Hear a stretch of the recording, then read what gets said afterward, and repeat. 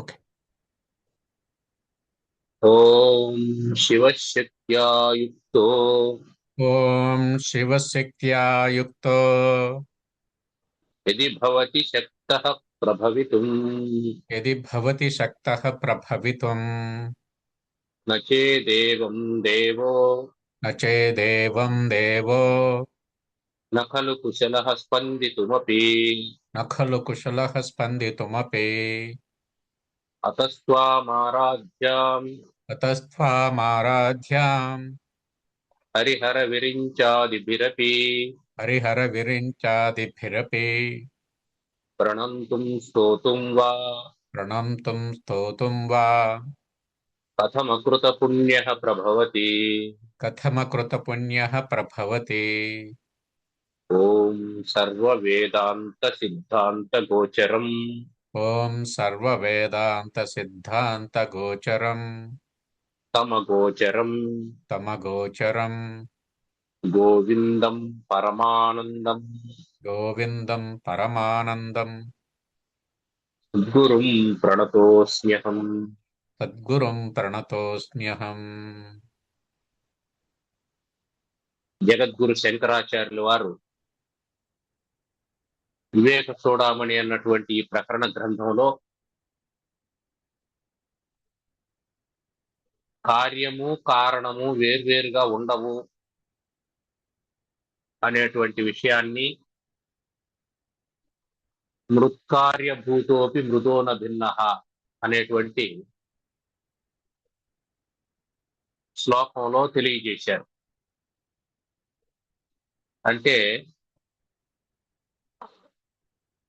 ఎవరైనా సరే రకరకాలైనటువంటి కుండలను చూడగలరు, కానీ రకరకాలైనటువంటి కుండలకు అధిష్టానంగా ఉన్నటువంటిది మట్టి కాదు అని చెప్పలేరు. కుండ ఏ రకందైనా కావచ్చు, దానికి అధిష్టానం మాత్రం మట్టే, దానికి ఉపాధి మట్టి. అందుకే మట్టే అనేకమైనటువంటి రూపాలుగా కనిపిస్తూ నానాత్వాన్ని పొందినట్లు, అంటే నామరూపాలను పొందినట్లు పరబ్రహ్మమే అనేకంగా ఉన్నది. అంటే అనేకంగా ఉన్నది అనంటే ఏకం సత్ అనే దానికి వ్యతిరేకంగా మాట్లాడినట్టు కదా మనం.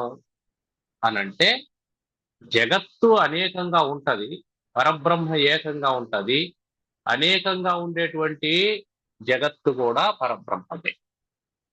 ఇది మనం చెప్పదలుచుకున్నటువంటి. అందుకే ఏం చెప్తున్నాడు, కార్యోపాధిరయం జీవ కారణోపాధిరేశ్వర కార్యకారణం హిత్వా పూర్ణబోధోవశిష్యతే. ఎందుకు ఇవన్నీ చెప్తా ఉన్నారు అంటే, కార్యం ఉపాధిగా కలిగినటువంటి వాడు జీవుడు. అయం జీవ కార్యోపాధి. కార్యం అంటే ఏమిటి? ప్రపంచం, విశ్వం, జగత్తు. అది ఉపాధిగా కలిగినటువంటి వాడు జీవుడు. కారణం ఏమిటి? సంకల్పాలు, వాసనలు, పూర్వ సృష్టి సంస్కారాలు, అవన్నీ కారణం. దాన్ని ఉపాధిగా కలిగినటువంటి వాడు ఈశ్వరుడు. ఇప్పుడు ఏం చేయాలా? కార్యకారణాలు రెండింటినీ వదిలిపెట్టేయాలి. కార్యకారణాలు రెండింటినీ వదిలిపెట్టేస్తే ఏముంటుంది అంటే, పూర్ణబోధ అవశిష్యతే, పరిపూర్ణమైనటువంటి జ్ఞానం ఒకటే మిగులుతుంది. కార్యము లేదు, కారణం లేదు, ఇంక దేని గురించి మాట్లాడేటువంటి అవకాశం అవసరం లేదు. అందువల్ల మిగిలినటువంటిది పరబ్రహ్మ తత్వమే అని చెప్తూ తర్వాత శ్లోకంలో కేనాపి మృద్భిన్నతయా స్వరూపం కేనాపి మృద్భిన్నతయా స్వరూపం ఘటస్య సందర్శయితుం న శక్యతే. ఘటస్య సందర్శయితుం న శక్యతే. అతో ఘట కల్పిత ఏవ అతో ఘటః కల్పిత ఏవ మోహాత్ మోహాత్ మృదేవ సత్యం మృదేవ సత్యం పరమార్థభూతం. పరమార్థభూతం. కేనాపి, కేన అంటే ఎవడి చేత, అపి కూడా అంటే ఎవడు కూడా, ఘటస్య స్వరూపం కొండ యొక్క స్వరూపాన్ని మృద్భిన్నతయా సందర్శయితుం న శక్యతే. మట్టి కంటే వేరుగా ఎవడూ చూడలేడు. కుండ కనిపిస్తుంది, ఆ కుండను ధరంతా అని అడిగాడు, 500 చెప్పాడు, సరే అనుకున్నాను. ఇప్పుడు 5,000 చెప్పాడు, ఏమయ్యా అది మట్టి కుండ బంగారు కుండ అని అడిగాడు. అంటే కుండ ఏదైనా దాని ధర దగ్గరకు వచ్చేటప్పటికి ఏం చేస్తున్నాడు, మృత్ భిన్నతయా సందర్శయితుం నా శక్యతే. మట్టి కంటే వేరుగా దాన్ని చూడలేకుండా పోతూ ఉన్నాడు. అంటే ఏమర్థం, కొండ ఏదైనా కావచ్చు, చూసే వ్యక్తి ఎవరైనా కావచ్చు, అందరికీ ఒకటి మాత్రం తెలుసు, అది మట్టితో తయారైంది.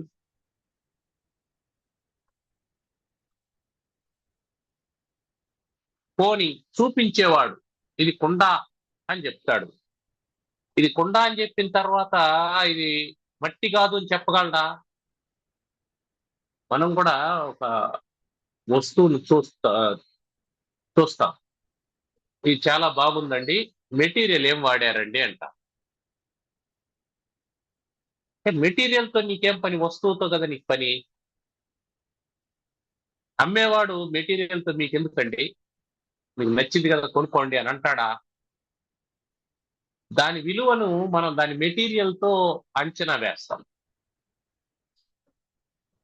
దాని క్రాఫ్ట్ బాగానే ఉంది, పనితనం బాగుంది, కాదని ఎవరు చెప్పడం లేదు.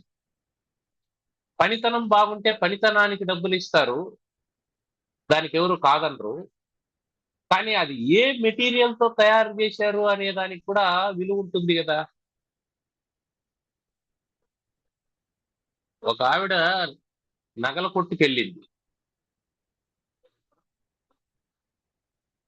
బంగారం నెక్లెస్ కి చెప్పిన రేటే వెండి నెక్లెస్ కి చెప్పినారు అనుకున్నాం. అదేమిటి అంత రేటు చెప్తున్నావు, 5 లక్షలు అంటున్నావు, ఇది వెండి కదా అని చెప్పంటే, ఇందాక నువ్వు నాకు నచ్చిందన్నావు కదమ్మా, బాగుందన్నావు కదా, చూడు డిజైన్ ఎంత బాగుందో, ఇదంతా చేతితో చేసినటువంటి డిజైన్, హ్యాండ్ మేడ్, కాబట్టి కొనుక్కోనంటే ఒప్పుకుంటుందా? వెండికి 5 లక్షలు ఎందుకు పెడతాం, అది బంగారమే వచ్చేస్తుంది 5 లక్షలకి అని అంటుంది. కాబట్టి ఇక్కడ ప్రాధాన్యత దేనికి, డిజైన్ కు ప్రాధాన్యత లేదని మనం చెప్పలేం, క్రాఫ్ట్ కు ప్రాధాన్యత లేదని మనం చెప్పలేం. కానీ మెటీరియల్ చాలా ముఖ్యమైనటువంటిది. అందుకని ఎవడైనా కుండను చూపించి ఇది మట్టి కుండ కాదని చెప్పలేడు, మట్టి కుండ కాదని చెప్పలేడు. కాబట్టి అదంతా మట్టే, అదంతా మట్టే, అన్ని కుండలు మట్టే, అన్ని నగలు బంగారమే. మనం ఇది వరకు కూడా చెప్పుకున్నాం. స్వర్ణకారుని దగ్గరికి మనం ముక్కు పుడకలు, కమ్మలు, ఉంగరాలు, తర్వాత నెక్లెస్, వీటినన్నిటిని తీసుకెళ్ళాం. వీటినన్నిటిని తీసుకెళ్తే మన దృష్టిలో అవన్నీ వేరువేరుగా ఉన్నాయి. అతను ఏం చేస్తాడు, అన్నిటినీ ఒక దాంట్లో వేసి తూకం వేసి ఎంత బంగారం ఉందో చూస్తాడు. కాబట్టి అమ్మ నువ్వు ఇచ్చినటువంటి బంగారం ఇన్ని గ్రాములు, నువ్వు చేయించుకున్నటువంటి బంగారం ఇంత, ఇదిగో మిగిలింది ఇంత, లేదా సాలకపోతే ఇంత. కాబట్టి అతని దృష్టి ఏమిటి? బంగారం ఎంత ఉంది అనేది దృష్టి. నీకు వేరువేరుగా కనిపించవచ్చు. నేను 2 ముక్కు పుడకలు ఇచ్చానండి అని అంటే, 2 ముక్కు పుడకలు కలిపి 2 గ్రాములే ఉన్నాయమ్మా అని అంటాడు. 2 ముక్కు పుడకలు ఇచ్చినాను, ఆహా కాదు, 2 గ్రాములు ఇచ్చినాను అంతే. అది విషయం. కాబట్టి ఎవడైనా సరే కుండ యొక్క రూపాన్ని మట్టి కంటే వేరుగా చూపించలేడు. పోని ఇది మట్టి అని చూపిస్తాడా? ఇదంతా మట్టి అని చూపిస్తే వ్యాపారం జరుగుతుందా? మట్టి అని కూడా చూపించడు. అది మట్టి అని తెలిసినప్పటికీ మట్టి అని చెప్పడు. ఇది అసలైనటువంటి పాయింట్. అది మట్టి అని తెలిసినప్పటికీ అది మట్టి అని చెప్పకుండా అది కొండ అని చెప్తున్నాడు. కానీ వాడికి తెలుసు, వీడికి తెలుసు ఇది మట్టి అని. అంటే ఏమర్థం? సత్యం ఇద్దరికీ తెలుసు. ఇద్దరూ భ్రాంతిని పట్టుకొని ఉన్నారు. వాడికి కొండ అమ్మడం కావాలి, వీడికి కొండ కొనడం కావాలి. వాడికి మట్టి అని తెలుసు, వీడికి మట్టి అని తెలుసు. అది మట్టి కాబట్టి దానికి ఇంతే ధర అని వాడు అనుకుంటున్నాడు, ఇది మట్టి కాబట్టి దీనికి ఇంతే రేటు పెట్టాలి అని వీడు అనుకుంటున్నాడు. ఇద్దరికి అది అవగాహన ఉంది. కాబట్టి మట్టి అయితే వాడు కొనడు, వీడు అమ్మడు. వీడు మట్టిని అమ్మడు, వాడు మట్టిని కొనడు. ఆ మట్టికి నామరూపాది వికారాలు కల్పిస్తేనే దాన్ని కొనడానికి వీడు సిద్ధపడ్డాడు. ఇప్పుడు మట్టికి నామరూప వికారాలు కల్పించిన తర్వాత దాన్ని మట్టి అని చెప్పాల్సిన అవసరం లేదు, కొండనే చెప్తాడు. మట్టి ఉంది కొనుక్కోండి, మట్టి ఉంది కొనుక్కోండి అంటే ఎవడు కొనుక్కోడు. కొండ ఉంది కొనుక్కోండి అంటే ఎవడన్నా కొనుక్కోండి.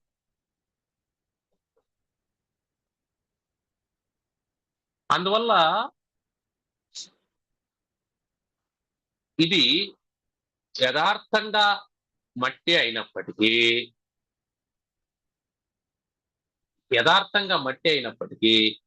మట్టి అని అమ్మేవాడు చెప్పడం లేదు, కొనేవాడు భావించడం లేదు. అందువల్ల వ్యాపారం నడుస్తూ ఉంది. అందుకే జగద్వ్యాపారం నడవాలంటే కూడా నీకు పారమార్థిక దృష్టి కాదు ఉండాల్సింది, వ్యావహారిక దృష్టే ఉండాలి. వ్యావహారిక దృష్టి ఉన్నప్పుడే ఇదంతా నడుస్తుంది. పారమార్థిక దృష్టి ఉన్నప్పుడు నడవదు. అది ముఖ్యమైనటువంటి విషయం. పారమార్థిక దృష్టి ఉన్నప్పుడు జగద్వ్యాపారం నడవదు.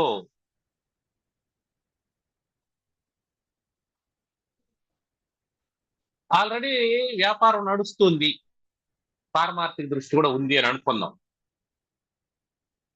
అంటే ఎట్లా? జ్ఞాని ఉన్నాడు, జగత్తుంది. ఇప్పుడు అతనికి పారమార్థిక దృష్టి ఉందా లేదా? ఉంది. మరి అతనికి వ్యవహారం నడుస్తుందా లేదా అంటే వ్యవహారం నడుస్తుంది అతనికి. అయితే ఆ వ్యవహారంలో కలిగేటువంటి సుఖ దుఃఖాలు అతనికి పట్టవు. వ్యవహారాంతంలో కలిగేటువంటి సుఖ దుఃఖాలు అతనికి పట్టవు. అది మనం గమనించాలి. అంటే సుఖ దుఃఖాలు అతనికి పట్టవు అంటే అర్థం ఏంటి? ఇప్పుడు మట్టి కొండ ఉంది, దాన్ని వీధిలో పెట్టి చలివేంద్రం కోసమని అందులో నీళ్లు పోసారు. రాత్రికి రాత్రి ఎవడో ఒకడు ఆ మట్టి కొండను ఎత్తుకొని పోయాడు, లేదా ఎవడో ఒక రాయి వేసి పగల కొట్టాడు. మరుసటి రోజు పొద్దున్నే ఆ చలివేంద్రం పెట్టిన వాడు చూశాడు, కొండ లేదు. అంటే ఎవడో తీసుకెళ్లిపోయాడు. బాధ ఉంటది, లేదని చెప్పలేదు. లేదా కొండ పగిలిపోయింది, బాధ ఉంటది, కోపం ఉంటది. చూడు మంచి పని చేస్తే కూడా ఇట్లా అడ్డుపడతా ఉండారు అనేటువంటి ఆలోచన ఉంటుంది. ఇవన్నీ ఉంటాయి, లేదని చెప్పలేదు. కానీ ఇప్పుడు అదే ప్రదేశంలో బంగారు బిందె పెట్టున్నాడు అనుకుందాం. బంగారు బిందె దాకా ఎందుకు, రాగి బిందె పెట్టాడు అనుకుందాం. అప్పుడు బాధపడతాడా? బాధపడ్డా? బాధపడతాడు. ఎందుకు బాధపడతాడు అంటే దానికి విలువ ఇచ్చాడు కాబట్టి బాధపడతాడు. అదే జ్ఞాని అనుకున్నాం. జ్ఞాని అయితే ఏం చేస్తాడు, అతనికి కూడా వ్యవహారం నడుస్తుంది. కుండ పెడతాడు, నీళ్లు పోస్తాడు, కలివేంద్రం నడుస్తా ఉంటుంది. ఎవడైనా ఎత్తుకోపోయినాడు అనుకో, ఓహో వాడికి అక్కడ అవసరం ఉంది దాన్ని తీసుకుపోయాడని అనుకుంటాడు. రాగి బిందె పెట్టాడు, ఎవడో ఒకడు తీసుకెళ్లిపోయాడు అనుకున్నాం, ఓహో వాడికి అవసరం అయిందేమో తీసుకెళ్లిపోయాడు అని అనుకుంటాడు తప్ప అయ్యో నా బిందె పోయింది అని అనుకోడు. ఎందుకు అంటే నాది అని గాని, నేను పెట్టానని గాని, నా వల్ల వ్యవహారం నడుస్తుందని గాని ఈ భావనలేవి జ్ఞానికి ఉండవు గనుక పెట్టేశాం, అయిపోయింది, ఇక దాని తర్వాత వచ్చే వాటితో మనకేం పని అని అనుకుంటాడు. కాబట్టి ఇక్కడ కార్యము కారణము ఈ రెండు ఉన్నటువంటి కారణం చేత మృత్తిక ఘటం వేర్వేరుగా కనిపిస్తూ ఉన్నాయి. కార్యం ఏమిటి? కుండ. కారణం ఏమిటి? మట్టి. ఈ రెండు ఉండేటప్పుడు అది కుండని ఇది మట్టిని వేర్వేరుగా కనిపిస్తున్నాం. కార్యము లేదనుకున్నాం అంటే కుండ తయారు కాలేదనుకున్నాం, ఉండేది ఏమిటి? మట్టి మాత్రమే ఉంటుంది. అప్పుడు మట్టిని ప్రత్యేకంగా మనం ఇది మట్టి అని చెప్పాల్సినటువంటి అవసరం లేదు. అట్లాగే కార్యరూపమైనటువంటి జగత్తు, కారణ రూపమైనటువంటి ఈశ్వరుడు వేర్వేరుగా ఉన్నట్టు అనిపిస్తూ ఉంటుంది. కానీ ఎప్పుడైతే కుండ పగిలిపోయి మట్టిలో కలిసిపోతుందో అదే విధంగా జగత్తు లయించిపోయి అది ఎక్కడ కలుస్తుంది? పరబ్రహ్మంలో లీనమైపోతుంది. అప్పుడు సర్వం ఏమైంది? పరబ్రహ్మం నుంచి పుట్టినటువంటి పంచభూతాలన్నీ పరబ్రహ్మంలోనే లీనమైపోయినాయి. అందుకని ఇప్పుడు రెండున్నాయా? లే. లీనమైపోయిన తర్వాత రెండు లేవు. కార్యం లేనప్పుడు అది కారణము అని చెప్పడానికి కూడా వీలు కాదు.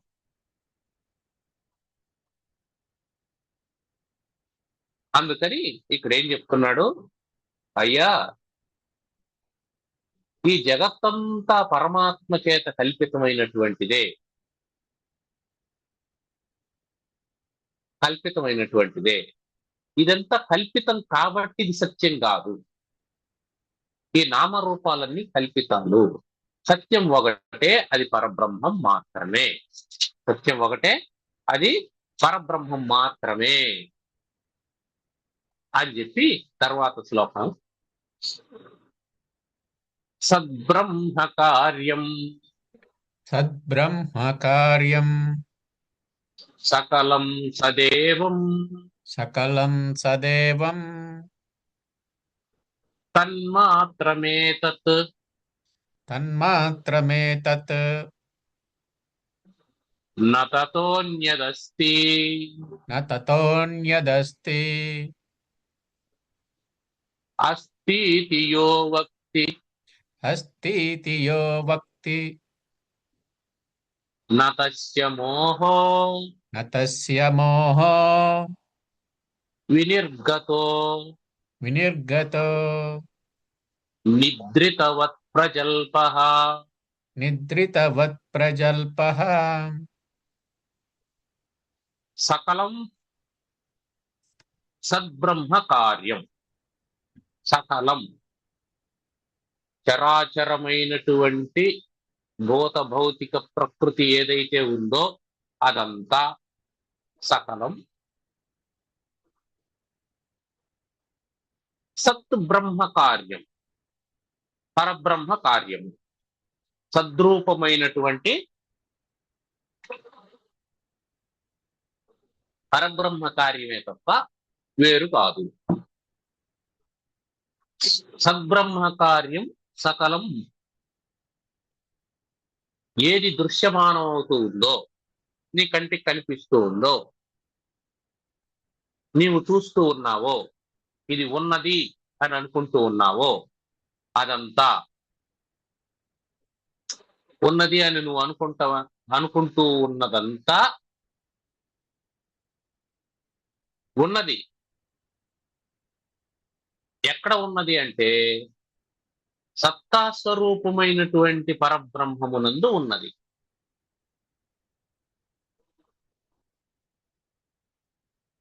మనం ఒక సినిమాకు పోయినాం. ఆ సినిమా జరుగుతూ ఉంది.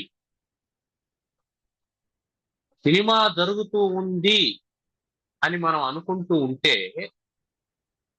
ఆ సినిమా అక్కడ జరగడానికి దానికి కారణం, దాని వెనకాల ఒక తెర ఉన్నది. ఆ తెర ఉన్నంత సేపు బొమ్మలు దాని మీద ఉన్నాయి.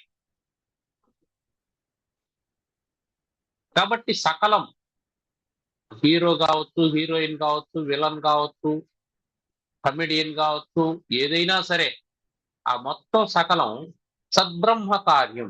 ఈ తెర మీద ఆడుతూ ఉన్నటువంటి బొమ్మలు. తెర లేకపోతే బొమ్మలు లేవు. తెర ఉంటేనే బొమ్మలు ఆడుతూ ఉంటాయి. కాబట్టి సకలం సద్బ్రహ్మ కార్యం.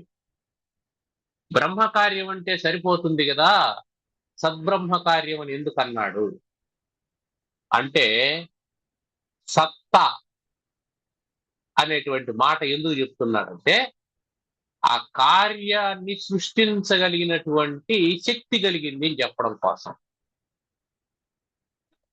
తదైక్షత బహుశ్యాం ప్రజాయేతి అని సంకల్పించినటువంటి పరబ్రహ్మం. అది సద్బ్రహ్మం. ఆ సంకల్పం లేకపోతే సృష్టి జరగదు. అందుకని ఆ సంకల్ప సహితమైనటువంటిది, నిర్వికల్పమైనటువంటి పరబ్రహ్మమునందు సృష్టి లేదు. సవికల్పమైనటువంటి పరబ్రహ్మమునందే సృష్టి ఉన్నది. ఆ సవికల్పమైనటువంటి పరబ్రహ్మాన్ని ఇక్కడ సద్బ్రహ్మ కార్యం అన్నాడు. అంటే సవికల్పము అనే దాన్ని మనం అంగీకరించినామంటే బ్రహ్మకు వికల్పాన్ని అంగీకరించినట్టు కదా అంటే కాదు. దేవాత్మశక్తి స్వగుణైర్నిగూఢం అనేటువంటి శృతిని అనుసరించి ఆ పరబ్రహ్మమునందు పరబ్రహ్మము కంటే భిన్నమని గాని అభిన్నమని గాని చెప్పడానికి వీలుగానటువంటి ఒక అనిర్వచనీయమైన జగత్కల్పనా శక్తి ఉన్నది. ఇది మనం పదే పదే చెప్పుకుంటూ ఉన్నటువంటి విషయం. ఆ జగత్కల్పనా శక్తే సత్తు. ఆ జగత్కల్పనా శక్తితో కూడినటువంటి పరబ్రహ్మం సద్బ్రహ్మ.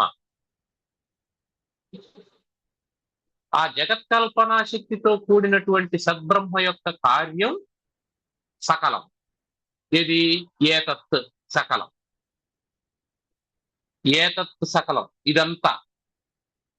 ఇదంతా మీన్స్ ఈ దృశ్యమానం అవుతున్నదంతా, ఇంద్రియ గోచరం అవుతున్నదంతా, చరాచరంగా స్ఫుటంగా తెలుస్తూ ఉన్నదంతా అని అర్థం. కాబట్టి ఏతత్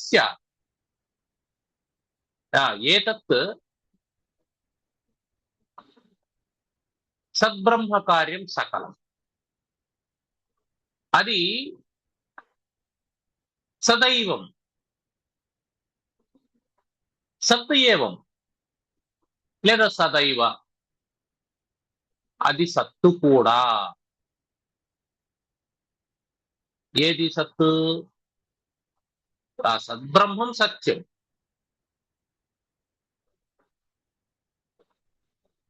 ఈ ఏతత్ ప్రపంచం అది కూడా సత్యం. ఇది కూడా సత్యమేనా? అది సత్యమైనప్పుడు ఇది కూడా సత్యమే. కార్యం సత్యం, కారణం సత్యం. కారణం సత్యమైనప్పుడు కార్యం కూడా సత్యమే కదా. అది కూడా సత్యమేనా? అది సత్యమే, ఇది సత్యమే. ఎందుకంటే దానికి భిన్నంగా ఇది లేదు. అది ఉంది అని అన్నప్పుడు ఇది కూడా ఉంది, అది లేదు అన్నప్పుడు ఇది కూడా లేదు, అట్లా లెక్క. కాబట్టి ఏతత్ సదైవ సకలం సద్బ్రహ్మ కార్యమేతత్ సదైవ. ఎందుకంటే తన్మాత్రం. తన్మాత్రం ఆ పరబ్రహ్మమే కాబట్టి, ఇది కూడా అదే కాబట్టి, తత్తు మాత్రం ఇది కూడా అదే కాబట్టి, అది సత్యం కనుక ఇది కూడా సత్యమే అని చెప్పండి. అది సత్యం కాబట్టి ఇది కూడా సత్యం. ఎంతసేపు సత్యం అనే తర్వాత విషయం.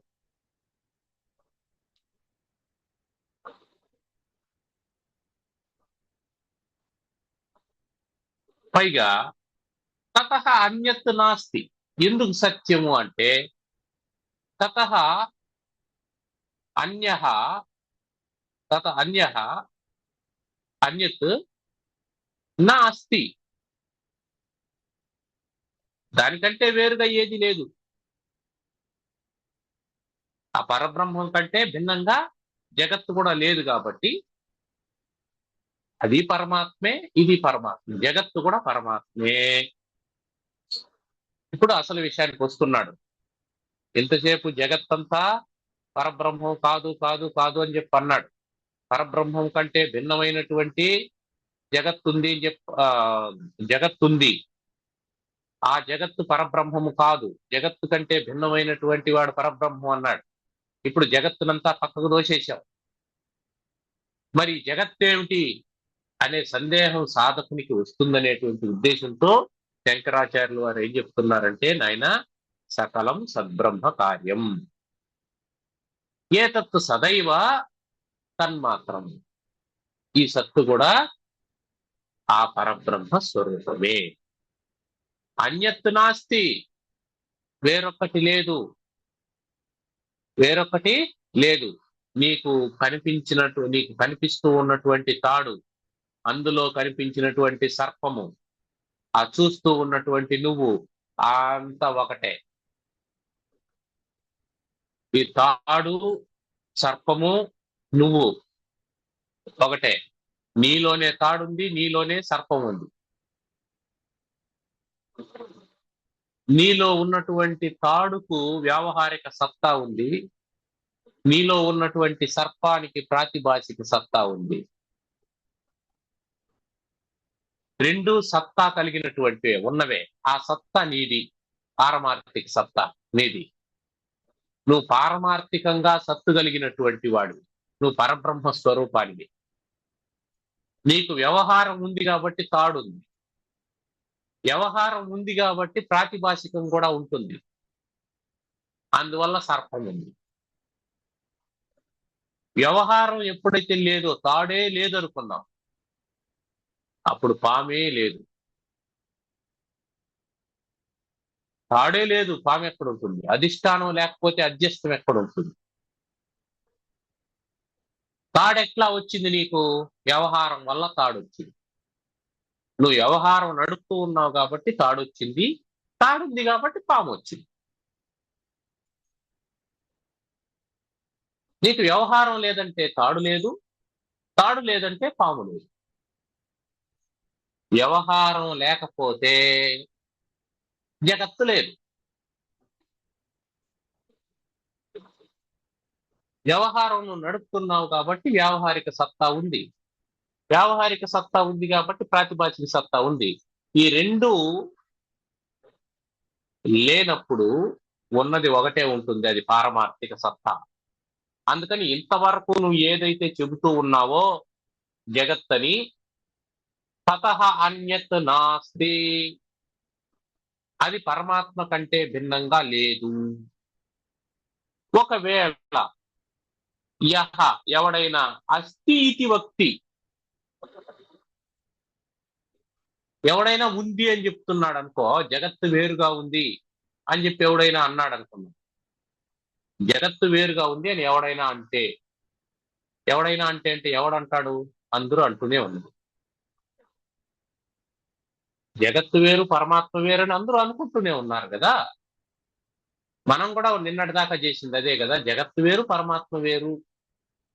జగత్తు పారమార్థిక సత్తా కలిగినటువంటిది, జగత్తు వ్యావహారిక సత్తా కలిగినటువంటిది, పరమాత్మ పారమార్థిక సత్తా కలిగినటువంటిది.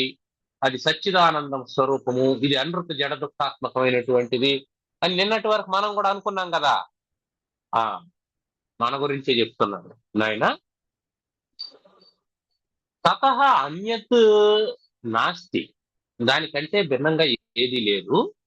యహ ఎవడైతే అస్తి ఇతి వక్తి ఉన్నది అని చెప్తున్నాడో తస్య మోహ, వానికి మోహము ఉన్నది. తస్య మోహ వినిర్గత, అది వాని మోహము నుంచి వచ్చినటువంటి మాట, వాని వ్యామోహం నుంచి వచ్చినటువంటి మాట, వాని అజ్ఞానం నుంచి వచ్చినటువంటి మాట. ఎట్లా అంటే నిద్రితవత్ ప్రజల్ప,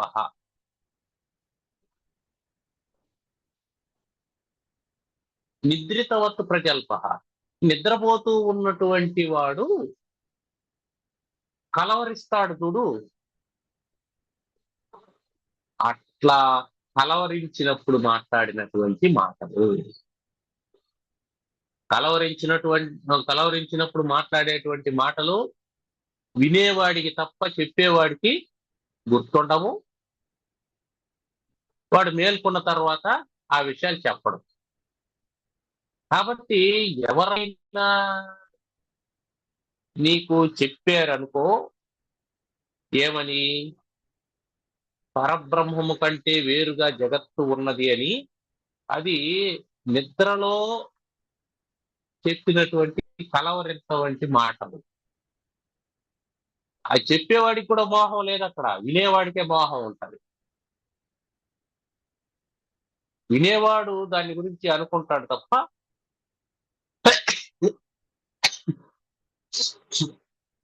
చెప్పేవాడికి దానికి సంబంధించినటువంటి ఆలోచన ఏమీ లేదు.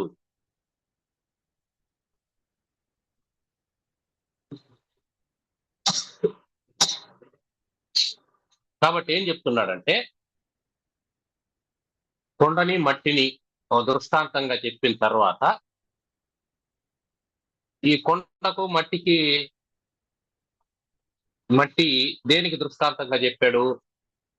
కొండ జగత్తు, మట్టి పరబ్రహ్మం, అది కదా చెప్పాడు. ఈ రెండు ఒకటే అని చెప్తున్నాడు. పరబ్రహ్మం త్రికాలాల యందు ఉండేటువంటి సత్తు, అది సత్పదార్థం. మూడు కాలాల్లో ఉంటుంది.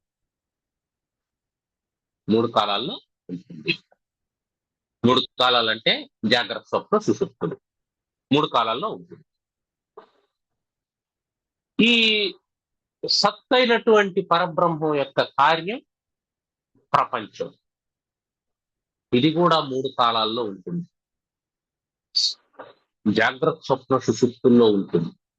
సుషుప్తిలో కూడా ప్రపంచం ఉందా? నీకు లేదు, నీకు తెలియడం లేదంతే. ప్రపంచం ఉంది. లయకాలంలో కూడా ఉందా? ఉంది. ప్రపంచం వాసన రూపంగా ఉంది, నీకు తెలియడం లేదు. ద్యోతకం కావడం, ద్యోతకం కాకపోవడం, ఇది చాలా జాగ్రత్తగా అర్థం చేసుకోవాలి. కొండ తయారు కాకముందు కొండ ఉందా అంటే, కొండ ఉంది, మట్టి రూపంలో ఉంది. చెట్టు పుట్టక ముందు చెట్టు ఉందా? చెట్టు ఉంది, అది బీజ రూపంలో ఉంది. రూపం మారిందంటే దాని అస్తిత్వం పోలేదు. అందుకని జగత్తు కూడా మూడు కాలాల్లో ఉంది. ఎందుకంటే అది పరబ్రహ్మం కంటే భిన్నమైంది కాదు కాబట్టి. ఇక్కడ కన్ఫ్యూజ్ కాకూడదు. ఇంతకు ముందు చెప్పిందంతా ఇప్పుడు పోయింది. ఈ ఒక్క స్టేట్మెంట్ తో ఇంతకు ముందు చెప్పిందంతా కొట్టిపడేస్తున్నాడు. ఇంతకు ముందు మనం చేసినటువంటి విచారణ అంతా ఈ ఒక్క స్టేట్మెంట్ తో కొట్టేస్తూ ఉన్నాడు. ఇంతకు ముందు వరకు మనం ఏం చేసినామంటే, జగత్తు వేరు పరబ్రహ్మం వేరు, జగత్తు వేరు పరబ్రహ్మం వేరు అని చెప్తూ వచ్చాం. దానికి అనేకమైనటువంటి దృష్టాంతాలు చెప్పాం, అనేకమైనటువంటి చర్చలు చేశాం. ఇప్పుడు ఒక్క మాటతో మనం చేసినటువంటి చర్చ అంతా వృధారణైనా అని చెప్పేస్తున్నారు ఆచార్యుల వారు. ఏమిటది అంటే, ఈ జగత్తు పరబ్రహ్మం యొక్క కార్యము, జగత్తు సత్పదార్థం కాబట్టి పరబ్రహ్మం సత్పదార్థం కాబట్టి జగత్తు కూడా సత్పదార్థం. పరబ్రహ్మం 3 కాలాల్లో ఉంటుంది కాబట్టి జగత్తు కూడా 3 కాలాల్లో ఉంటుంది. అంటే బ్రహ్మం కంటే వేరు పదార్థము లేదు.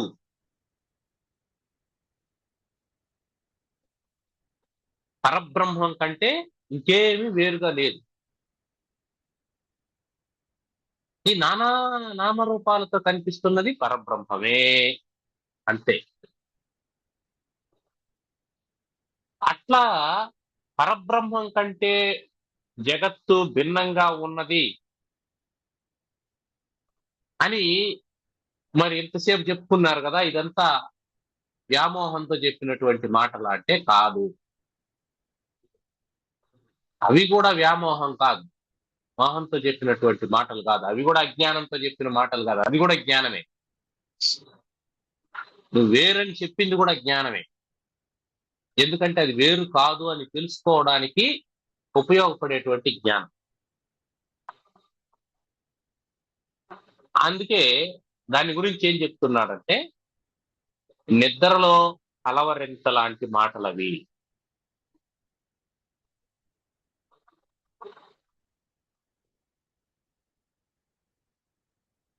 అజ్ఞానికి నిద్రపోయేటువంటి వాడికి, నిద్రలో కలవరించిన వాడికి తేడా ఏమిటి? ఇప్పుడు నిద్రలో కలవరించినటువంటి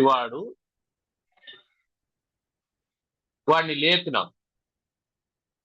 వాడిని లేపితే వాడిని తిరిగి ప్రశ్నించినాం, ఏమిరా నువ్వు ఇట్లా చెప్పినావు అంటే వాడు దానికి సమాధానం చెప్తాను, నేనెక్కడ చెప్పినాను, నేనెక్కడ చెప్పాను. అదే అజ్ఞాని అయితే వాడు చెప్తాడు, ఏం చెప్తాడు? వాడిని అజ్ఞాన వాక్యమే చెప్తాడు, జగత్ సత్యం అని చెప్తాడు వాడు. బ్రహ్మ సత్యం జగన్ మిథ్య అని చెప్తాడు, లేదా జగత్తే సత్యం బ్రహ్మం మిథ్య అని అన్న చెప్తాడు. ఏదో ఒకటి వాడి జ్ఞానం అజ్ఞానం వాడి స్టేట్మెంట్ మీద వాడు స్టిక్ ఆన్ అవుతాడు. అజ్ఞాని. నిద్రపోయేవాడో, ఏమిరా నువ్వు నిద్రలో కలవరించినావు, నువ్వు ఒకడు పడుకొని నిద్రపోతూ ఉన్నాడు, వాడికి అప్పిచ్చినటువంటి వాడు అప్పు అడగడం కోసం వెళ్ళాడు. వెళితే ఆ పడుకొని ఉండేవాడు ఏమంటున్నా అంటే, ఆయన అప్పు తీర్చేయాలి, ఆయన అప్పు తీర్చేయాలి, ఆయన వస్తే మన ఇంటికి వెంటనే డబ్బులు ఇచ్చి పంపించేస్తాను అని అంటూ ఉన్నాడు. వెంటనే ఈయన నిద్ర లేపాడు, బాబు లే నేను వచ్చేసినాను. ఇప్పుడే కదా చెప్పినావు ఆయన వస్తే డబ్బులు ఇచ్చి పంపించేస్తానంటే, నేను ఎక్కడ చెప్పినాను, నా దగ్గర ఉంటే కదా అని చెప్పి అన్నాడు. మరి ఇప్పుడే చెప్పినావు కదా అని అంటే, నిద్రలో కలవరింత నాకెట తెలుస్తుంది అని చెప్పాను. ఇది నిద్రపోతున్నటువంటి వాడు కలవరిస్తే ఆ స్టేట్మెంట్ కు విలువ లేదు. కానీ అజ్ఞాని అనుకో, వాడు ఒక స్టేట్మెంట్ ఇచ్చినాడు అనుకో, వాడిని మళ్ళీ అడిగితే కూడా అదే చెప్తా అంటాడు. జగత్తు సత్యము అంటే సత్యం, మన స్టేట్మెంట్ అదే.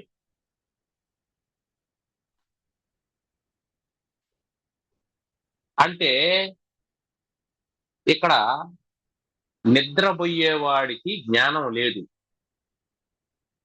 వాడి కలవరింత మాత్రమే. అజ్ఞానికి మిథ్యా జ్ఞానం లేదా విపరీత జ్ఞానం ఉంది. మిథ్యా జ్ఞానం లేదా విపరీత జ్ఞానం ఉండేటువంటి వాడు ఎప్పుడూ బయటపడలేడు. నిద్రపోయేవాడిని మనం మేల్కో చేయొచ్చు. కాబట్టి ఎవరైతే ఇక్కడ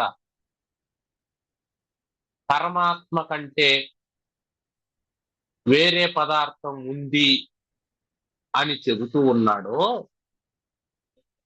వాడు మోహంతో ఉన్నటువంటి వాడు కాదు. అంటే మనం గుర్తుపెట్టుకోవాల్సింది ఏంటంటే, నువ్వు ఇంతకాలం మాకు అదే కదా చెప్పావు, ఇది కాదు ఇది కాదు ఇది కాదు అని చెప్పుకుంటూ వచ్చావు కదా, మరి నీకు వ్యామోహం ఉందంటే వాడు మోహంతో ఉండేటువంటి వాడు కాదు నాయనా.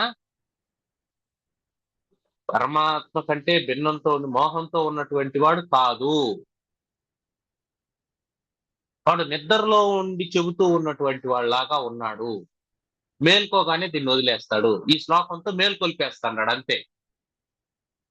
ఏ బాబు లే, ఇంక మాట్లాడదు దాని గురించి. కాబట్టి ఇదంతా సద్బ్రహ్మ కార్యం. కాబట్టి సత్ అంతే. అంటే ఇప్పుడు నువ్వు ఎలా చూస్తావు ప్రపంచాన్ని? ఈ ప్రపంచాన్ని నువ్వు ఎలా చూస్తావు ఇప్పుడు?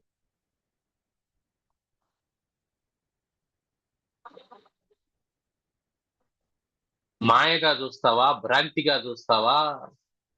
మిథ్యగా చూస్తావా? అట్లేం చూడవు. పరబ్రహ్మంగానే చూస్తావు. ఇప్పుడు నీకు దీంట్లో పరబ్రహ్మం కానటువంటిది ఏమైనా కనిపిస్తుందా? లేదు. కాబట్టి ఈ జగత్తంతా పరబ్రహ్మమే. దాన్నే చెప్తూ ఉన్నాం. బ్రహ్మై వేదం. తర్వాత బ్రహ్మైవేదం విశ్వమిత్యేవ వాణి. విశ్వమిత్యేవ వాణి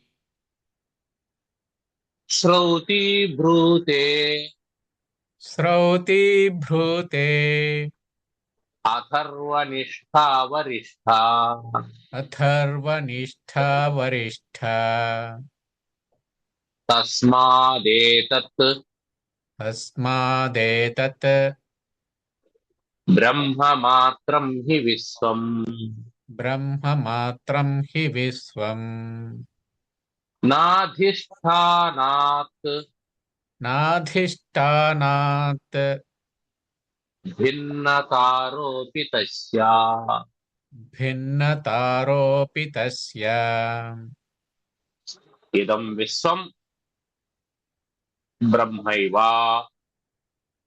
ఈ ప్రపంచము బ్రహ్మమే. స్టేట్మెంట్. ఈ ప్రపంచము బ్రహ్మమే. బ్రహ్మైవేదం విశ్వం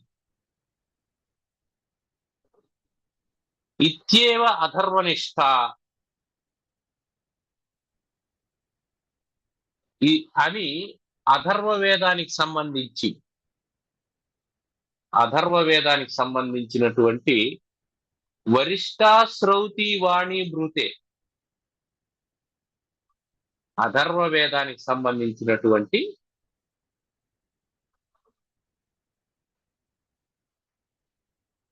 ఇది చెబుతూ ఉన్నది. అంటే అథర్వ వేదంలో బ్రహ్మైవేదం విశ్వం అనేటువంటి మాట ఉన్నది.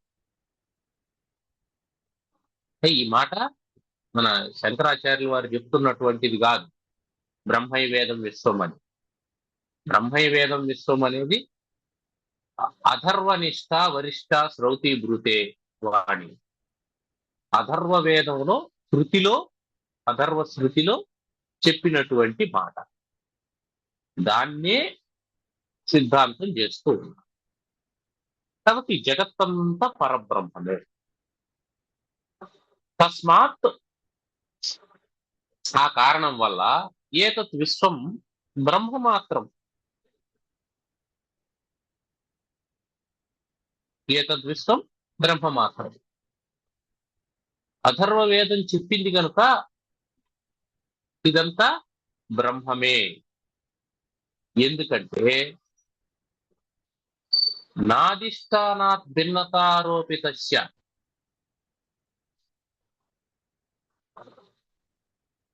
ఆరోపితస్య అధిష్టానాత్ భిన్నత నా. అధిష్టానం కంటే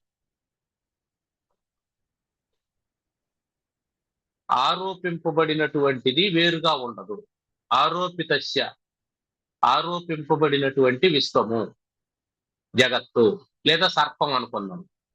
అధిష్టానము, దానికి ఆధారమైనటువంటి పరబ్రహ్మము కంటే లేదా ఇక్కడ రజ్జువు కంటే నా భిన్నత వేరైనటువంటిది కాదు. అదే ఇందాక మనం అనుకున్నాం. నీకు ఎప్పుడైతే రజ్జువు ఉందో అప్పుడే సర్పం ఆరోపింపబడుతుంది. రజ్జువు లేకపోతే సర్పము ఆరోపింపబడదు. అందువల్ల ఈ జగత్తంతా పరబ్రహ్మం, ఉన్నది పరబ్రహ్మం ఒకటే, వేరైనటువంటి పదార్థం లేదు. ఇది కేవలం ఆచార్యవాక్, ఇది ఆచార్యులు చెప్తూ ఉన్నటువంటి మాట మాత్రమే కాదు, వేదం చెబుతూ ఉన్నటువంటి మాట, శృతి వాక్యం. మనకు శృతే ప్రమాణం, వేదమే ప్రమాణం. మనం ఏదైనా చెప్పాలంటే వేద ప్రామాణ్యం ఉండాలి, వేద ప్రామాణ్యాన్ని అంగీకరించాలి. కాబట్టి అథర్వ వేదం ఏం చెప్తుంది? బ్రహ్మయ వేదం విశ్వం అని చెప్పింది. కాబట్టి ఇదం విశ్వం బ్రహ్మయేవ, ఈ జగత్తంతా పరబ్రహ్మమే, ఇంకా దాంట్లో ఏం డోకాలేదు. అది ఇంకోటి అని చెప్పడానికి వీల్లేదు.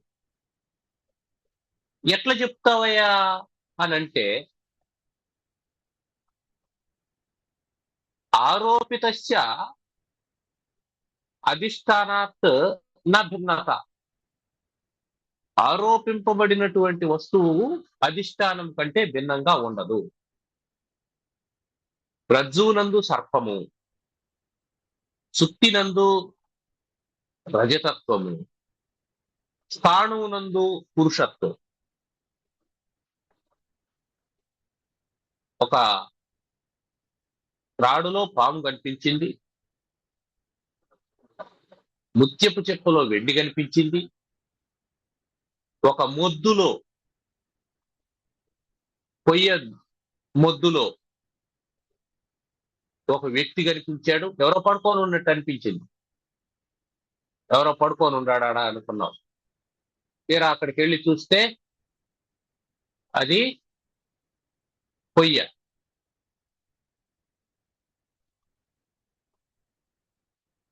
ఇట్లా వేరువేరుగా కనిపిస్తూ ఉన్నాయి. ఈ తాడు, ముత్యపు చెప్ప, ఇవన్నీ ఎక్కడి నుంచి వచ్చాయి? ఉండేది తాడు, ముత్యపు చెప్ప, దిమ్మె, ఈ మూడే, కొయ్య దిమ్మె. కానీ ఏమేమి వచ్చాయి? సర్పము, వెండి, మనిషి, ఓ ముగ్గురు వచ్చారు. ఈ మూడు వచ్చాయి. ఈ మూడు ఉన్నాయా? ఈ మూడు లేవు, భ్రమ వల్ల కలిగాయి. తాడును సర్పం అనుకున్నావు, చుక్తిని వెండి అనుకున్నావు, స్థాణువును పురుషుడు అనుకున్నావు.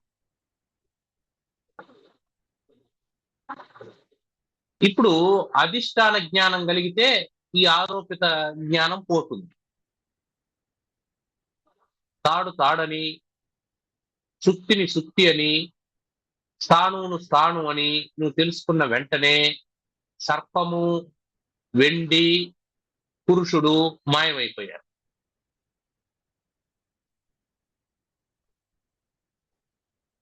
ఇప్పుడు మనం ఇదే చెప్పుకొని ఇది భ్రాంతి, ఇది భ్రాంతి, ఇది లేదనే ఇంతవరకు చెప్పుకున్నాం. ఇప్పుడు ఏం చెప్తున్నాడంటే ఇక్కడ చిన్న మార్పు చేస్తున్నాడు. ఇన్ కేస్ తాడు లేకపోతే సర్పం ఉండేదా? ఇన్ కేస్ సుక్తి లేకపోతే రజతం ఉండేదా? ఇన్ కేస్ తాణువు లేకపోతే పురుషుడు ఉండేవాడా? అంటే అర్థం ఏమిటి? ఉండేవాళ్ళు కాదు. అంటే అవి ఉండడానికి కారణమైనటువంటివి ఇవే. అందుకని అవి కూడా ఉన్నాయి. ఆ కల్పించబడినటువంటి పదార్థాలు వీటికంటే వేరుగా లేవు, వీటిలోనే ఉన్నాయి. తాడు వేరుగా, పాము వేరుగా ఉంటే నీకు భ్రాంతే కలగదు కదా.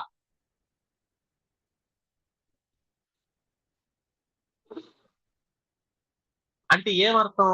నీకు కనిపించినటువంటి పాము ఒరిజినల్ గా తాడు, అంటే నీకు కనిపిస్తూ ఉన్నటువంటి విశ్వము ఒరిజినల్ గా పరబ్రహ్మం. నీకు కనిపిస్తూ ఉన్నటువంటి కొండ ఒరిజినల్ గా మట్టి.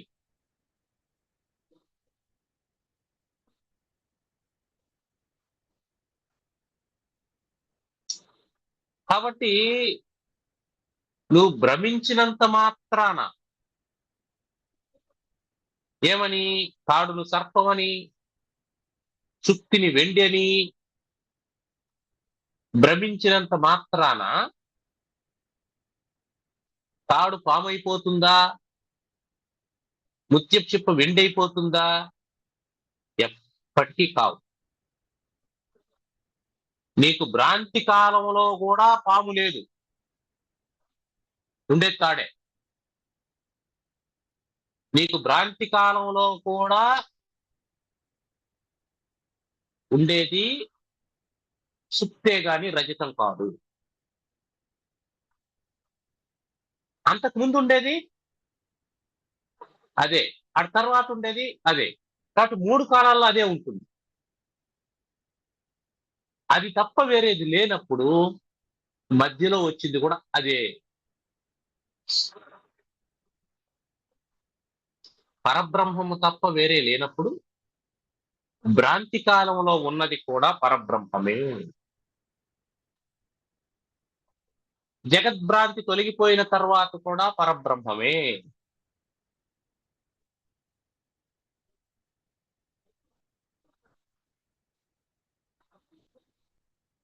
దీప ప్రకాశం వచ్చేంత వరకు నీకు సర్పభ్రాంతి ఉంటుంది. దీప ప్రకాశంచే రజ్జు జ్ఞానం కలుగుతుంది, తాడు జ్ఞానం కలుగుతుంది. అప్పుడు సర్ప జ్ఞానం ఏమైంది? లయమైపోయింది, లేకుండా పోయింది. లేకుండా ఎక్కడికి పోయింది? ఏ తాడులో కనిపించిందో ఆ తాడులోనే లయమైపోయింది. కాబట్టి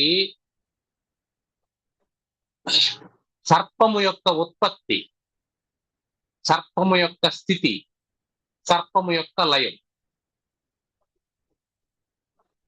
సర్పం యొక్క ఉత్పత్తి ఎక్కడ జరిగింది? రజ్జువులో జరిగింది. సర్పం యొక్క స్థితి ఎక్కడుంది? రజ్జువులో ఉంది. సర్పం యొక్క లయం ఎక్కడ జరిగింది? రజ్జువులో జరిగింది. అంటే సృష్టి స్థితి లయాలకు రజ్జువే ఆశ్రయంగా ఉన్నది. ఇదే అధిష్టానం. అదే అధిష్టానమైనటువంటి పరబ్రహ్మమునందు అనేకమైనటువంటి జగత్తులన్నీ పుట్టి స్థితి నుండి లయించిపోతూ ఉన్నాయి. కాబట్టి సమస్త జగత్తులకు దృశ్యమానమైనటువంటివి, అదృశ్యంగా ఉండేటువంటివి, విశ్వంలో ఉండేటువంటి అన్ని ప్రపంచాలకు, అన్ని గోళాలకు అధిష్టానంగా ఉన్నటువంటిది పరమాత్మ. ఇప్పుడు భ్రాంతి కాలంలో, భ్రాంతి పోయిన కాలంలో అంటే ఏమర్థం? సృష్టి జరిగినప్పుడు, సృష్టి ఉన్నప్పుడు, సృష్టి సంహారమైనప్పుడు పరబ్రహ్మం నిర్వికారంగా ఉన్నది. తాడు కదిలిందా? లేదు, తాడు అట్టాగే ఉంది. దానికి మిగతా దానికి మీ భ్రాంతికి సంబంధం లేదు. తాడులో పామును నువ్వు ఆరోపించినావు, ఇప్పుడు సృష్టి, సర్ప సృష్టి జరిగింది. ఇప్పుడు నువ్వు అరిచావు, గోల చేశావు, కర్ర తీసుకో అన్నావు, బాకు తీసుకో అన్నావు, కట్టి తీసుకో అన్నావు, దాన్ని కొడదామన్నావు. ఇంకొకడెవడో మంత్రగాడిని పిలిపించండి అన్నాడు, ఇంకొకడెవడో పాములు పట్టేవాడికి ఫోన్ చేయన్నావు, ఇంకొకడు దూరంగా జరగండి అన్నాడు, ఇంకొకడు బోర్డు పెట్టాడు, ఇచ్చట పాము ఉన్నది, ఇటువైపు ఎవరు రారాదు అని పెట్టాడు. ఇంకొకడు ఒకవేళ ఎవరినైనా కుడితే కరిస్తే పాము, ఆ విషం విరుగుడు మందు తెచ్చి మందుల షాప్ కూడా పెట్టుకున్నాడు రెడీగా. ఇంకొకడు హాస్పిటల్ పెట్టుకున్నాడు పక్కన. ఈ వ్యవహారం అంతా నడుస్తుంది. ఎందుకు? పాము ఉంది కాబట్టి. తాడు కదలలేదు, తాడుకే సంబంధం లేదు. తాడులో పామును చూసిన వాడు ఈ వ్యవహారం అంతా నడుపుతూ ఉన్నాడు. ఇటు పోతాడు, అటు పోతాడు, పరిగెత్తాడు, పక్కింటోడికి చెప్తాడు, ఎదురింటోడికి చెప్తాడు, మీ ఇంట్లో పెద్ద కర్ర ఉంటే తీసుకురా అంటాడు, ఏవేవో చెప్తున్నా. మీ దగ్గర పాములు పట్టే వాళ్ళ నంబర్ ఉంటే ఇవ్వు అని అంటున్నాడు. సంపాదించారు, ఫోన్ చేశారు. ఈ అటవీ శాఖ వాళ్ళకి చెప్పాలనా, లేదంటే జంతు ప్రేమికులకు చెప్పాలనా? ఈ చర్చ నడుస్తూ ఉంది. దాన్ని చంపేద్దామని ఒకరు అంటున్నారు. లేదు లేదు, పామును చంపకూడదని కొందరు అంటున్నారు. కొందరు ఏం కాదు, పామును చంపేసి దాన్ని దహన క్రియలు చేస్తే మంచిది అని చెప్పి అంటున్నారు. ఈ చర్చోపచర్చలన్నీ జరుగుతున్నాయి. ఈ చర్చలకు, ఇక్కడ జరుగుతున్నటువంటి కార్యాలకు, తాడుకు ఏమి సంబంధం లేదు. అది నిర్వికారంగా ఉంది. ఈ వికారాలన్నీ లోకంలో ఉన్నాయి, అది నిర్వికారంగా ఉంది.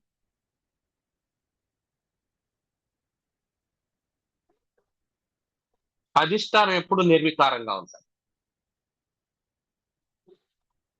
ఇప్పుడు అధిష్టాన జ్ఞానం కలిగింది.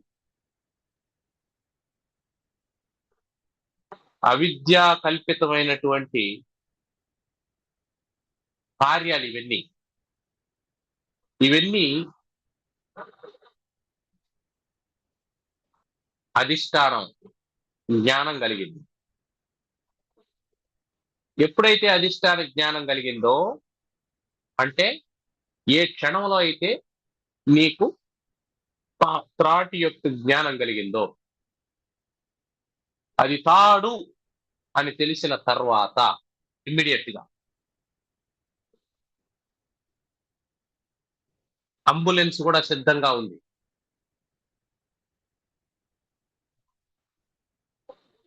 ఇప్పుడు మిగిలిన వాటితో ఏం ప్రయోజనం ఉంది? నువ్వు తీసుకున్నటువంటి కర్రలు, నువ్వు తెచ్చినటువంటి పాము విషానికి విరుగుడు మందు, నువ్వు పిలుచుకొని వచ్చినటువంటి మంత్రగాడు, నువ్వు తెచ్చినటువంటి వైద్యుడు, నువ్వు తెచ్చినటువంటి అంబులెన్సు, ఈ లోపు వచ్చినటువంటి వీడియోగ్రాఫర్లు, యూట్యూబర్లు, లైవ్, ఇవంతా ఏం ప్రయోజనం ఉంది? Everything disappears. నీకు ఎప్పుడైతే వాస్తవ జ్ఞానం కలిగిందో, అది త్రాడు అని తెలిసిందో, అప్పుడు సమస్తం నిష్ప్రయోజనం అయిపోయింది.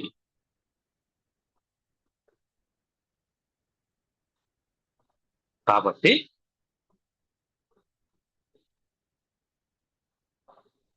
త్రాటికి ఆధారమైనటువంటిది, సర్పానికి ఆధారమైనటువంటిది తాడు. ఆ తాడు, సర్పం రెండు వేరువేరు కాదు, ఆ రెండు ఒకటే. అది వేరుగా ఉంటే ఈ వ్యవహారం అంతా నడదు. జగత్తు భిన్నమైనటువంటిది, పరబ్రహ్మ వేరైనటువంటిది అని చెప్తే జగద్వ్యవహారం నడవదు.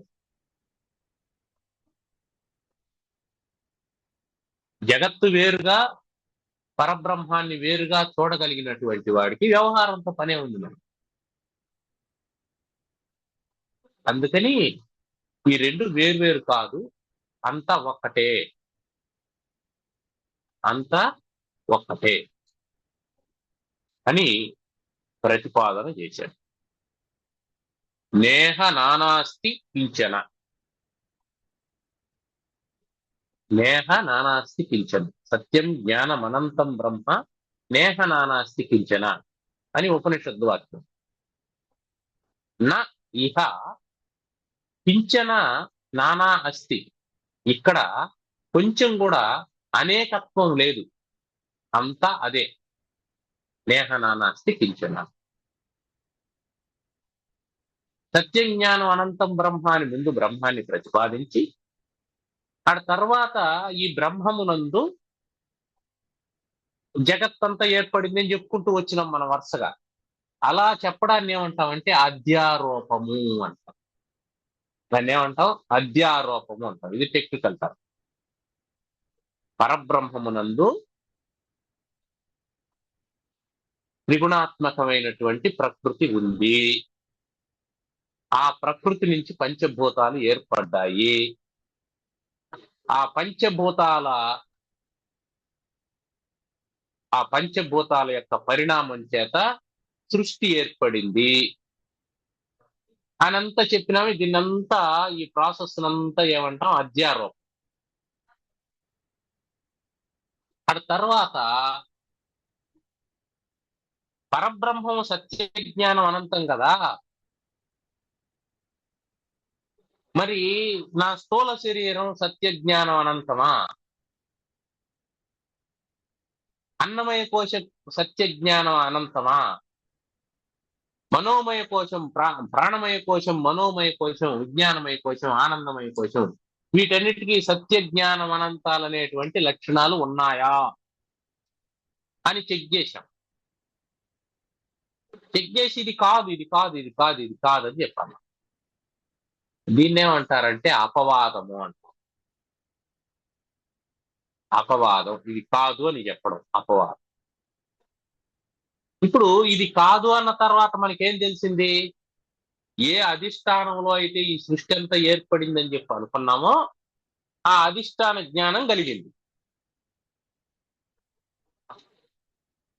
ఆ అధిష్టాన జ్ఞానం కలిగింది అంటే సృష్టి ఎలా ఏర్పడింది అనే కన్ఫ్యూజన్ ఉంటే నీకు ఎప్పటికీ అధిష్టాన జ్ఞానం కలగదు.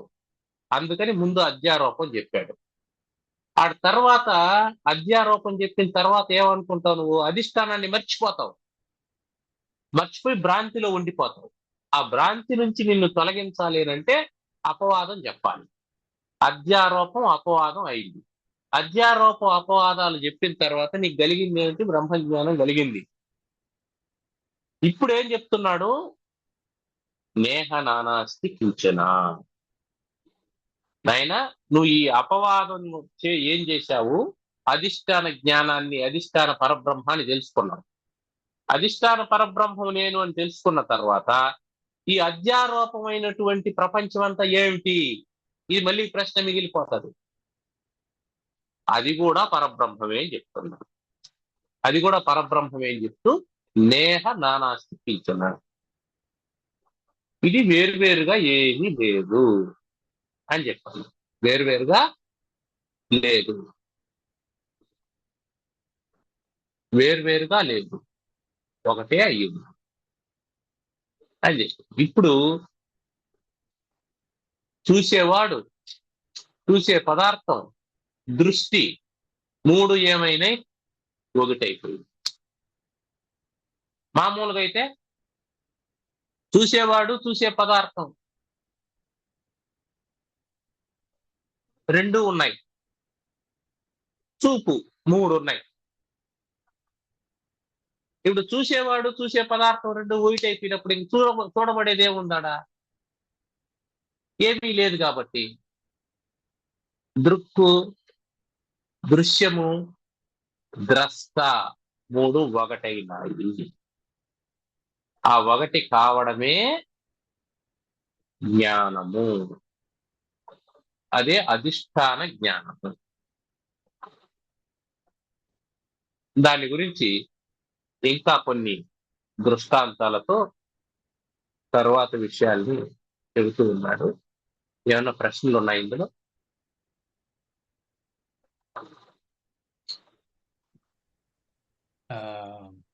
ప్రశ్నలు ఏం లేవు. ఆ అర్థం అయ్యిందని చెప్పడానికి ఒకటి ఉదాహరణ నాకు బాగా నచ్చిందనమాట. ఏదంటే కలవరించేవాడు ఆ కలవరింతలు చెప్తూ ఉన్నప్పుడు వినేవాడు అనమాట. మొదట వినేవాడు నిజమని నమ్ముతున్నాడు. అదే ఇప్పుడే చెప్పినావు కదా అంటే అంటే ఇప్పుడున్న లోక వ్యవహారం మానవులు చేసేది అంటే జ్ఞానం లేనప్పుడు అది మొత్తం నమ్ముతున్నాడు. ఈ చెప్పింది నిజమే, ఇస్తాడు ఇస్తాడు ఇస్తాడు అనేసి. ఒక మొదటి పాయింట్. అందుకనేసి మొదట అవన్నీ చెప్పాల్సి వచ్చింది. ఇది కాదు, ఇది కాదు, ఇది ఉమ్, కాదు. అవును. మళ్ళా కలవరించేవాడు లేచే వరకు వీడు ఇస్తాడే అని అనుకుంటున్నాడు. అదేమో ఎప్పుడు లేస్తాడో అది తెలియదు.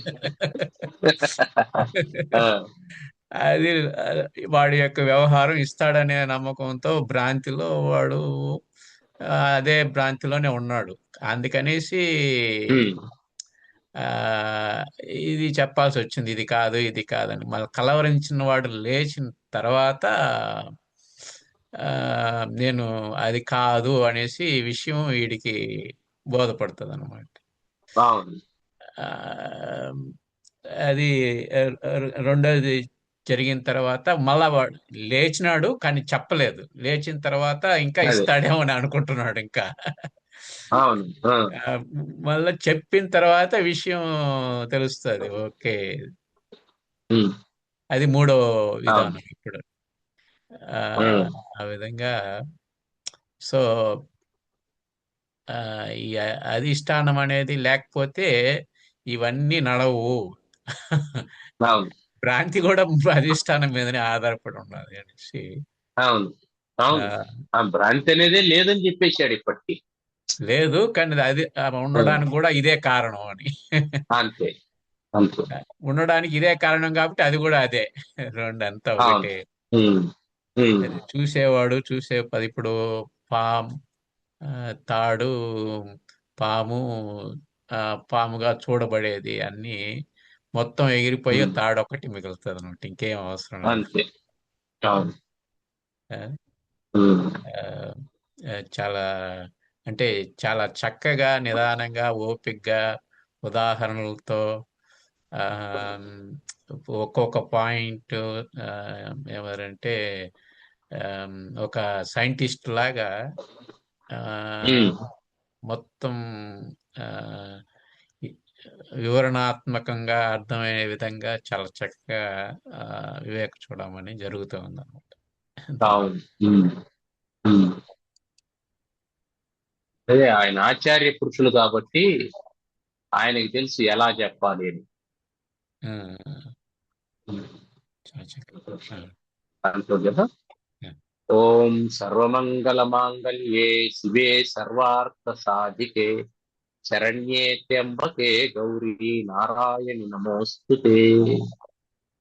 ఓం స్వస్తి ప్రజాభ్యః పరిపాలయంతాం న్యాయ్యేన మార్గేణ మహిం మహిషాః గోబ్రాహ్మణేభ్యः శుభమస్తు నిత్యం. లోకాः సమస్తాः సుఖినో భవంతు. ఓం శాంతి శాంతి శాంతి. ధన్యవాదాలు. ధన్యవాదాలు.